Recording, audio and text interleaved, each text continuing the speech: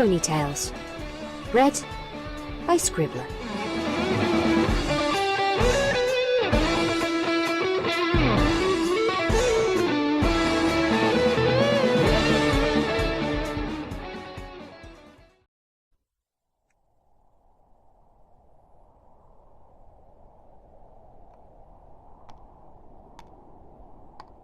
Derpy trudged home in the dark, head down and wings dragging through the snow. Even the small amount of effort required to keep them folded was just too much right now. Everything had fallen apart that day. Wet, dirty wings were the least of her worries. She stumbled as another cramp took hold of her belly. "It'll be over soon," they had said. "There's nothing we can do except let things run their course." The pitying looks had almost been as bad as the pain. However, the worst part had been when she had heard a couple of the nurses outside her room talking. "Maybe it's better this way," the first voice whispered. "I mean, considering how she ended up in this situation in the first place." "True. Besides, can you see Derpy trying to raise a foal on her own? She has a difficult enough time taking care of herself." It was after overhearing that conversation that Derpy had slipped her way out of the hospital room, managing to leave without attracting any unwanted attention. It was as she had stepped outside and into the snowy night that it had hit her. Her baby, the one good thing to come out of her life, was dying before she was even born. And it was all her fault. She had known that she shouldn't have been trying to fly this late in the pregnancy, but she was sure that things would be fine. She would be extra careful, but she couldn't afford to take leave from her job at the post office until there was no choice. She just couldn't afford it. Derpy sobbed, and another cramp drove her to her knees. She felt warm liquid trail down the inside of her back leg. She should have found a way. Why had she been so stupid? Derpy had been concentrating so hard on just staying in the air. The extra weight made flying take so much more effort than normal that she hadn't noticed the rainbow blur heading straight across her flight path.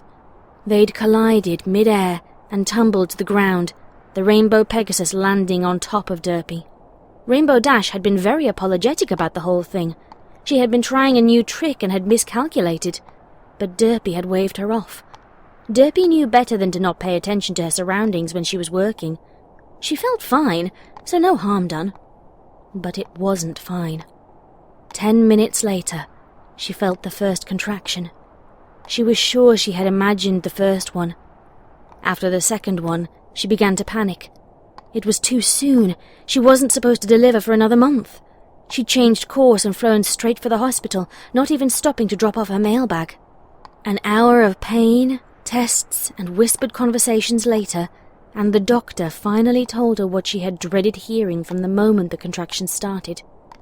"I'm so sorry." Derpy hadn't heard anything after that. She was losing her baby, and it was all her fault. She was so selfish, taking risks that she shouldn't have. She shouldn't have kept working. She could have stretched things if she had really tried. She could have found ways to save bits if she had just tried. But she hadn't. And now it was too late. Derpy reached her door, leaning her head against the wood as another contraction took hold of her. Fumbling at the door, she managed to get it open before collapsing onto the floor. The waves of pain were coming more frequently now, making it impossible for Derpy to continue walking. Eventually, between contractions, she managed to make it all the way inside. She curled up on the floor, drawing all 4 legs to her stomach. She lost track of time as she lay there, riding out the pain, the sound of her own sobs and moans the only thing breaking the silence. It seemed like days passed that way, just an unending series of steadily worsening pains. Just when she thought she couldn't take it anymore, the worst hit her. The pain radiated through her whole body as her stomach tightened and her body pushed, despite her attempts to fight it. She didn't want it to end. If it ended, it was truly over. Almost too drained to move, Derpy pulled her head up, looking down past her belly and spying the small bundle on the floor. Using her forehooves, she gently picked up the small, wet body and brought it to her chest. She nuzzled into her baby, a little unicorn with hair matching her own. In the dawn light just slipping in through the window, she could just make out the blonde hair resting against a purple coat. She was perfect. Derpy hugged the tiny, cold body to her own. She stayed curled up around her baby, ignoring the expanding puddle under her and the cold air around her. Eventually, there was a small shuffle of movement and a whisper. I'm so sorry, Dinky. I'm so sorry. Mid-morning, there was a knock on the door. Derpy, open up! You're late to work and boy is the postmaster angry.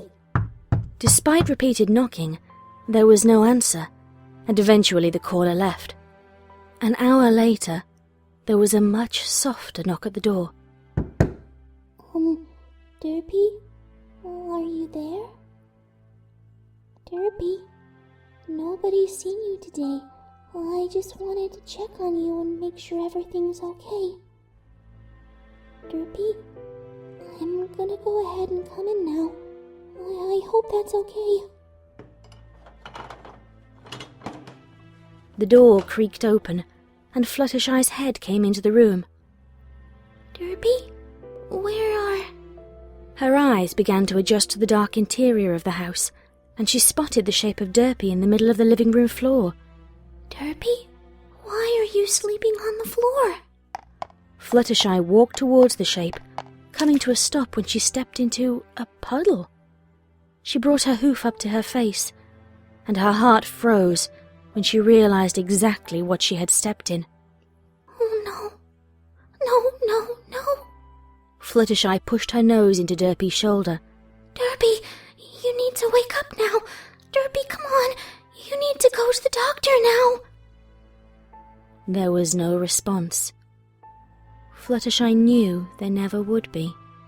Oh, Derpy.